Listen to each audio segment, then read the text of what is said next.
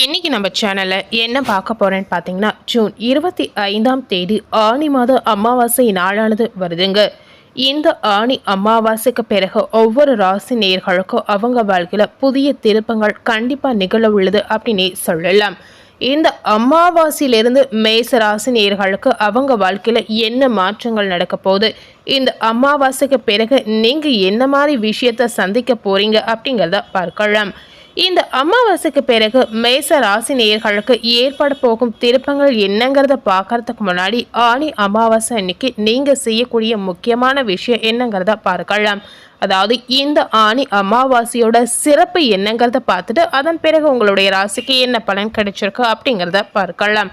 So மேச ராசி நேயர்கள் இந்த நட்சத்திரத்தில் பிறந்திருந்தாலும் இந்த வீடியோவை ஸ்கிப் பண்ணாமல் முழுமையாக பார்த்து பயனடைங்க.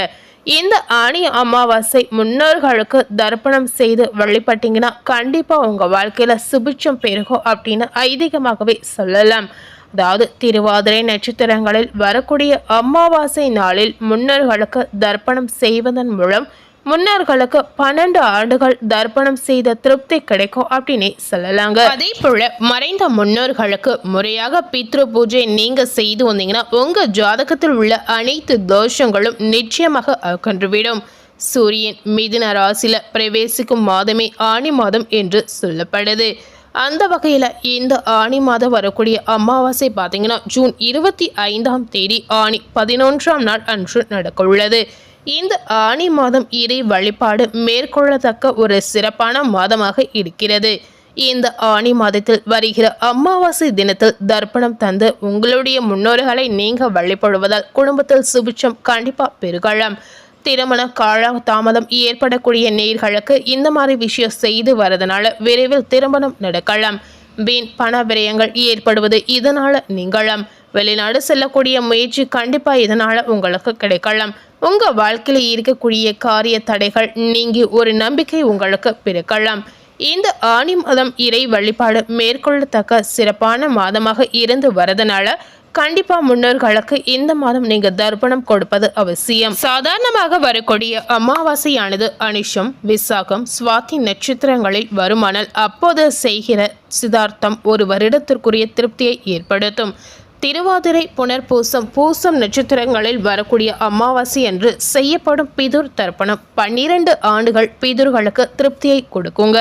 அதே போல இந்த ஆனி அமாவாசை தினத்தன்று காலையில் குளித்துவிட்டு உங்கள் ஊரில் இருக்கக்கூடிய ஆற்றங்கரையில் வேதியர்களை கொண்டு மறைந்த உங்களுடைய முன்னோர்கள் உறவினர்களுக்கு திதி தர்ப்பணம் செய்யலாம். வீட்டின் பூஜை அறையை சுத்தம் செய்து தீபமேற்ற வேண்டுவது அவசியம். அதன் பிறகு பார்த்தீங்கன்னா உங்களுடைய வீட்டில் இருக்கும் மறைந்த முன்னோர்களின் படத்திற்கு பூக்கள் வைத்து தூபங்கள் கொளுத்தி வணங்கலாம். அதே போல் பார்த்தீங்கன்னா முக்கியமாக செய்யக்கூடிய விஷயம் என்னென்னு பார்த்தீங்கன்னா இந்த ஆனி அமாவாசை தினத்தில் திருஷ்டி பூசணிக்காய் அல்லது எலுமிச்சை பழம் வாங்கி அதன் மீது கற்பூரம் கொளுத்தி உங்களுடைய தொழில் வியாபாரம் நன்றாக நடக்கணும் அப்படின்னு நினைத்து திருஷ்டி கழிக்கலாம். அதே போல முக்கியமா பார்த்தீங்கன்னா சந்தர்ப்ப சூழ்நிலை காரணமாக அமாவாசை திதி தர்ப்பணம் இந்த மாதிரி விஷயத்தை செய்ய முடியாதவர்கள் இந்த அமாவாசை தினத்தன்று, அதாவது ஆனி மாதத்துல வரக்கூடிய அமாவாசை தினத்தன்று நீங்க உங்களுடைய வீட்டிலேயே முன்னோர்களை வழிபட்டு கருப்பு மற்றும் வெள்ளையில் கலந்த சாதத்தை காகங்களுக்கு உணவாக வைக்கலாம். இந்த மாதிரி செய்யறதுனால முன்னோர்களுக்கு திதி அளித்த பலன் கண்டிப்பா உங்களுக்கு கிடைக்கலாம். இதுதாங்க இந்த ஆனி அமாவாசையோட சிறப்பு. ஸோ இந்த ஆனி மாதம் வரக்கூடிய அமாவாசை என்று நீங்க இந்த மாதிரி விஷயங்களை கண்டிப்பா செய்யலாம். இந்த ஆனி அமாவாசைக்கு பிறகு மேச ராசி நேயர்களுக்கு என்ன பலன் கிடைச்சிருக்கு அப்படிங்கறத இதனை தொடர்ந்து பார்க்கலாம். பொதுவாகவே மேச ராசி நேயர்கள் எப்படிப்பட்ட ஒரு குணம் கொண்ட நபராக இருப்பாங்கன்னு பார்த்தீங்கன்னா எப்பொழுதுமே பார்த்தீங்கன்னா சுறுசுறுப்பாக செயல்படக்கூடிய ஒரு நேயர் அப்படின்னு சொல்லலாம். உங்களுக்கு இந்த ஆனி மாதத்துடைய கிரக நிலைகளை ஆராய்ந்து பார்க்கும் பொழுது, அதாவது இந்த ஆனி மாதத்துல அமாவாசைக்கு பிறகு உங்களுடைய கிரக நிலைகள் எப்படி இருக்கு அப்படின்னு பார்த்தீங்கன்னா உங்களுடைய ராசிநாதன் செவ்வாய் உங்களுடைய ராசியிலே சஞ்சரிப்பது ஒரு வகையில் உங்களுக்கு யோகத்தை கொடுக்கலாம். ஆரோக்கியம் சீராகி ஆனந்தம் ஏற்படும். உற்சாகத்தோடு செயல்படக்கூடிய சூழல் உருவாகலாம். உடன்பிறப்புகள் வழியில் ஒரு நல்ல சம்பவம் உங்களுக்கு நடைபெறலாம். லாபஸ்தானத்தில் சனியினுடைய சஞ்சாரம் இருப்பதால் தொழிலில் லாபம் உங்களுக்கு சிறப்பாக இருக்கலாம். ஆனாலும் பார்த்தீங்கன்னா இந்த ஆணி அமாவாசைக்கு பிறகு சனி வக்கரம் பெறுவதால் ஒரு சில சமயங்களில் அதிக விரயமும் வருமானத்தில் தடுமாற்றமும் ஏற்படலாம். இதனால இந்த மாதிரி விஷயத்துல நீங்க கொஞ்சம் கவனமா இருப்பது அவசியம். இந்த ஆணி அமாவாசைக்கு பிறகு கும்ப ராசியில் சனி வக்ரம் பெறுகிறார். உங்களுடைய ராசிக்கு 10, 11 ஆகிய இடங்களுக்கு அதிபதியானவர் சனி பகவான். இவர் வக்ரம் பெறும் பொழுது தொழிலில் சில இடையூறுகள் உங்களுக்கு ஏற்படலாம். பணி சுமை உங்களுக்கு அதிகரிக்கும். பங்குதாரர்கள் விலகிக் கொள்வதாக சொல்லி அச்சுறுத்தக்கூடிய வாய்ப்பு உங்களுக்கு பிறக்கலாம். பெற்றோருடைய உடல் நலத்தில் கவனம் கண்டிப்பா இந்த நேரத்தில் அவசியம். வெளிநாட்டில் இருந்து வந்த எதிர்பார்த்த ஒரு தகவல் உங்களுக்கு தாமதமாக வரலாம்.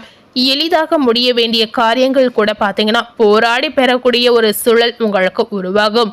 உங்களிடம் கொடுக்கப்பட்ட பொருட்களை மற்றவர்களிடம் கொடுத்ததன் காரணமாக சில பிரச்சனைகளை சந்திக்கக்கூடிய ஒரு சூழல் பிறக்கலாம். அதனால உங்ககிட்ட இருக்கக்கூடிய பொருளை மற்றவர்களிடம் நீங்க கொடுக்காமல் இருப்பதே ரொம்ப உங்களுக்கு நல்லதாக இருக்கலாம். இது போன்ற நேரங்களில் நீங்க என்ன செய்யணும் அப்படின்னு பார்த்தீங்கன்னா சனிக்கிழமை விரதம் இருந்து சனி பகவானை வழிபடுவது சிறந்தது. மற்றவர்களுக்கு பணம் வாங்கி கொடுக்கக்கூடிய ஒரு யோசனை உங்களுக்கு இருக்கவே கூடாதுங்க. ஏன்னா இதன் மூலமும் உங்களுக்கு பிரச்சனைகள் வரலாம். பொருளாதார பற்றாக்குறையை சமாளிக்க கைமாற்று வாங்கக்கூடிய சூழ்நிலை உங்களுக்கு ஏற்படும். அதாவது இந்த ஆணி அமாவாசைக்கு பிறகு மேசராசினியர்கள் கடன் வாங்கக்கூடிய ஒரு சூழல் உங்களுக்கு பிறக்கலாம். அதனால அதிகப்படியான கடனை வாங்காமல் உங்களுக்கு தேவைக்கேற்ப கடன்களை வாங்கி இருப்பது உங்களுக்கு நல்லதுங்க. உங்களுடைய ராசிக்கு 3ஆம் இடத்தில் சஞ்சரித்து வரும் புதன் பகவான் இந்த ஆணி அமாவாசைக்கு பிறகு சுகஸ்தானத்திற்கு செல்கிறார். உங்களுடைய ராசினுடைய அடிப்படையில் பார்க்கும் பொழுது 3, 6 ஆகிய இடங்களுக்கு அதிபதியானவர் புதன் பகவான். இவர் சுகஸ்தானத்திற்கு வரும் பொழுது வாழ்க்கை தேவைகள் உங்களுக்கு பூர்த்தியாகலாம். இடம் பூமி சம்பந்தப்பட்ட விஷயங்களில் உங்களுக்கு நல்ல ஒரு முடிவுகள் சாதகமாக பெருக்கலாம். தாய் வழி ஆதரவு உங்களுக்கு ஏற்படும். பழைய வாகனங்களை கொடுத்துவிட்டு புதிய வாகனங்கள் வாங்கக்கூடிய முயற்சி உங்களுக்கு கைகூடலாம். உத்தியோகத்தில் உயர் அதிகாரிகளின் கெடுபிடிகள் அனைத்துமே இந்த காலகட்டத்தில் கண்டிப்பாக உங்களுக்கு மாறலாம். இவர்கள் உங்களுடைய முன்னேற்றத்திற்கு வழிவகுத்து கொடுக்கக்கூடிய சூழ்நிலை உங்களுக்கு பிறக்கலாம். இந்த ஆணி அமாவாசைக்கு பிறகு கடக ராசிக்கு சுக்கிரன் செல்கிறார். உங்களுடைய ராசிக்கு 2, 7 ஆகிய இடங்களுக்கு அதிபதியானவர் சுக்கிர பகவான். குடும்பஸ்தானம் மற்றும் களத்திர ஸ்தானத்திற்கு அதிபதியான இவர் 4ஆம் இடத்திற்கு வருவது உங்களுக்கு ஒரு பொன்னான நேரமாக இருக்கலாம். புதிய பாதை உங்களுக்கு இதனால தெரியலாம். புகழ் மிக்கவர்கள் உங்களுக்கு பின்னணியாக இருந்து பல நல்ல காரியங்களை முடித்து கொடுக்கக்கூடிய ஒரு சூழல் பிறக்கலாம். பழைய வாகனங்களை கொடுத்துவிட்டு புதிய வாகனங்கள் வாங்கக்கூடிய யோகம் உங்களுக்கு ஏற்படும். வெளிநாட்டில் உள்ள நல்ல நிறுவனங்களில் இருந்து உத்தியோகத்திற்கான அழைப்புகள் கண்டிப்பாக உங்களை தேடி வரலாம். ஸோ மேசராசி நேயர்களுக்கு இந்த மாதிரி ஒரு புதிய மாற்றங்களும் இந்த ஆணி அமாவாசைக்கு பிறகு கண்டிப்பாக ஏற்படும். உங்களுடைய ராசிநாதன் செவ்வாய் ரிஷப ராசிக்கு செல்கிறார். இவர் தனஸ்தானத்திற்கு செல்லும் இந்த நேரத்தில் தன வரவு உங்களுக்கு தாராளமாக இருக்கலாம். இதனால மேசராசினியர்கள் இந்த ஆணி அமாவாசைக்கு பிறகு நினைத்த காரியத்தை நினைத்த நேரத்தில் செய்து முடிக்கலாம். கொடுக்கல் வாங்கலில் உங்களுக்கு திருப்திகள் ஏற்படும். வருமானம் அதிகரிக்கும். அதே போல தொழிலை விரிவுபடுத்தக்கூடிய முயற்சி ஏதாவது செஞ்சீங்கன்னா இந்த மாதிரி விஷயம் உங்களுக்கு பாசிட்டிவான ஒரு பலனை கொடுக்கலாம். இந்த மாதிரி விஷயத்துல உங்களுடைய ஆர்வம் பார்த்தீங்கன்னா அதிகமாக ஈடுபடலாம். சொத்து வாங்கக்கூடிய யோகம் உங்களுக்கு பிறக்கலாம்.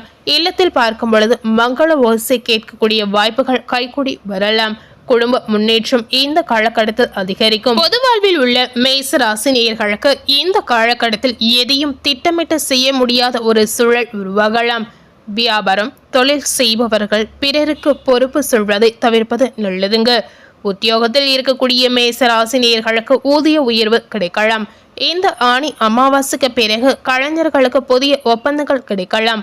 மாணவ மணிகளுக்கு கல்வியில் சிறந்த முன்னேற்றம் ஏற்படும். பெண்களுக்கு பார்த்தீங்கன்னா தாய் வழி ஆதரவு திருப்தி தரக்கூடிய வகையில் இருக்கலாம்.